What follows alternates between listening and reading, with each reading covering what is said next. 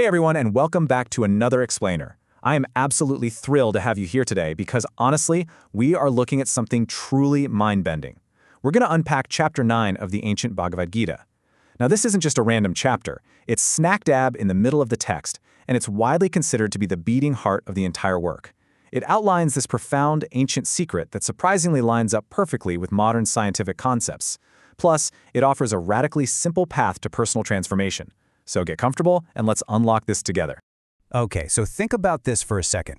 Can a violent highway robber transform into one of history's greatest, most enlightened sages? I know, it sounds exactly like the plot of some Hollywood redemption movie, right? But this is actually one of the most famous historical cases recorded in these ancient texts, and it perfectly proves the core concept we're exploring today.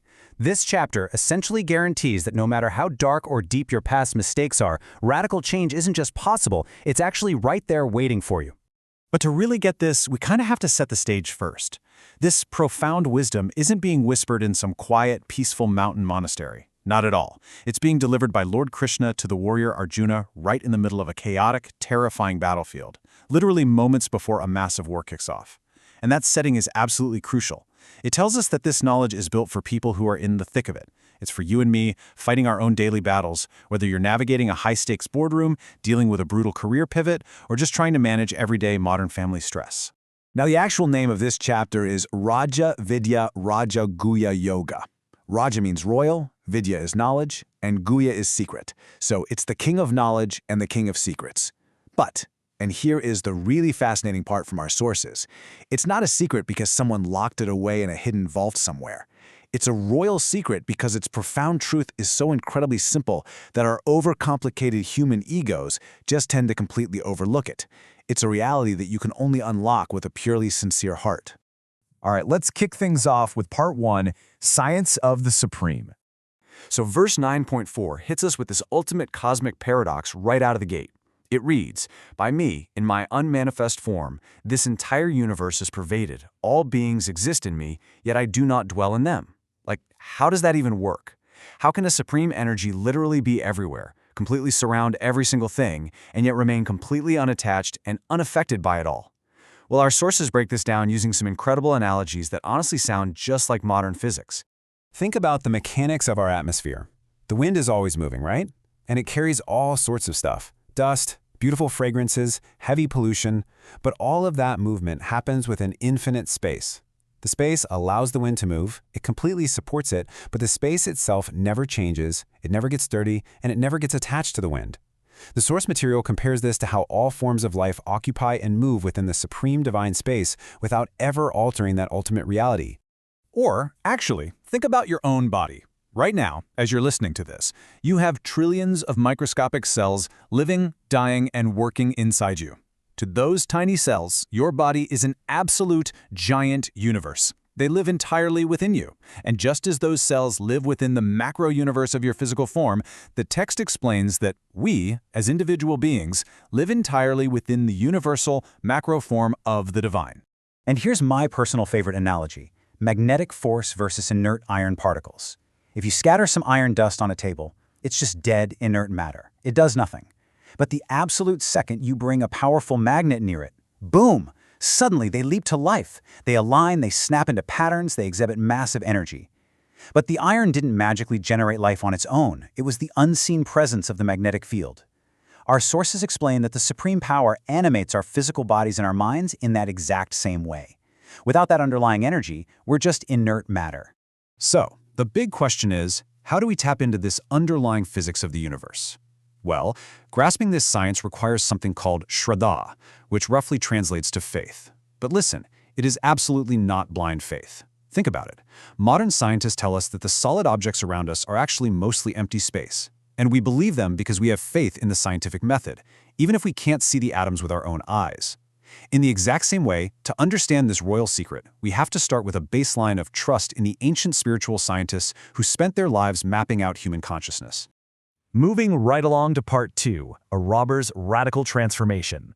Which brings us to the wild story of Agnisharma. This guy was a ruthless, violent highway robber, and he justified his terrible actions by claiming, "Hey, I'm just doing this to feed my family." But one day, he tries to rob the traveling sage Narada. The sage stops him and asks a simple question: Will your family share the karmic burden of your sins? Agnisharma asks them, and to his shock, his family flat out refuses. In modern terms, it's like your karma is your individual credit score or your digital footprint. You can easily share the physical money you steal, but the ultimate accountability, that footprint, is yours and yours alone. This realization totally shattered him. Seeing his despair, the sage gave him a very simple mantra to chant. And now, here's where ancient wisdom absolutely mirrors modern science. By locking his entire focus onto this one simple mantra with intense devotion, Agnisharma essentially engaged in radical neuroplasticity. He literally rewired his brain's neural pathways, overriding deeply entrenched lifelong loops of violence with pure focus. Through this completely internal shift, he transformed into Sage Valmiki, one of history's most revered sages and the author of the epic Ramayana. Talk about a true crime to saint pipeline.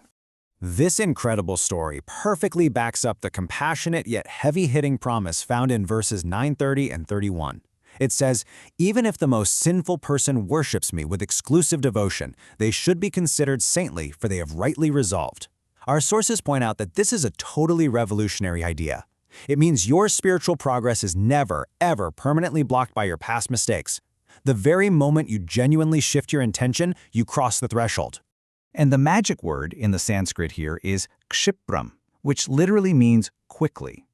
The text says, kshipram bhavati dharmatma. One quickly becomes righteous. You don't need thousands of lifetimes to undo your past baggage if your current devotion is pure. A simple shift in focus, a truly sincere decision to pivot, rapidly alters your destiny, exactly like we saw with the robber becoming a legendary sage. All right, let's bring it all together in part 3, the simple science of devotion. So how do we actually do this today? The answer is in verse 9:26, famously known for the Patram Pushpam offerings. Let's look at these 4 incredibly simple things: a leaf, a flower, a fruit, or literally just some water. The text clearly states that if you offer any of these with true, pure devotion, the divine accepts it joyfully. Just think about the sheer implications of that. You don't need immense wealth, you don't need to put on massive, expensive rituals, and you definitely don't need a PhD in ancient philosophy. This is the complete and total democratization of spirituality. It is available to anyone, anywhere, instantly. Because here is the ultimate formula. Quality of intention is massively greater than material value. The sources emphasize that the divine essentially eats the love and devotion behind the offering, not the physical object itself. And why does this matter for us today? Because it's a massive reality check. It reminds us that it's not about the grand scale of your big achievements or how much money you make or how perfectly you perform a specific routine. What truly transforms you is the pure love, the deep sincerity, and the true intention behind your everyday, mundane actions. And when you actually start living with that pure intention, you unlock arguably the most comforting principle in the entire text, Yoga Kshema. This is a literal divine promise. Yoga means acquiring what you lack, and Kshema means preserving what you already have. For those who dedicate their lives and their work to a higher purpose with exclusive devotion, the divine personally takes responsibility for their welfare. Just imagine how liberating that is for a second. Dedicating your life's work like this completely deletes our modern exhausting anxiety about the final results because you implicitly trust that the process is being managed by a higher power. So, what is your modern royal secret? Well, it boils down to this. Turn your daily work, whether you are a student, stay-at-home parent, an executive, whatever, into a sacred offering. Do this by focusing intensely on the purity of intention behind what you're doing, rather than stressing over the scale of the task. Release that crippling anxiety about the final results to the principle of Yoga Kshema. And finally, trust that radical transformation is always rapidly possible. When you shift your focus like this, your ordinary, super busy daily life literally becomes a liberating spiritual practice.